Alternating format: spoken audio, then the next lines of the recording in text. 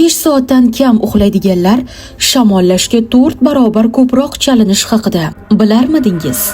Keling, qisqa faktlar sahifasi orqali aniq ma'lumotlar bilan tanishtirib o'tamiz. Birinchi fakt. 2015-yil Carnegie Mellon universitetida o'tkazilgan tadqiqot shuni ko'rsatadiki, 6 soatdan kam uxlaydigan insonlarning virus yuqtirish ehtimoli yuqori bo'ladi.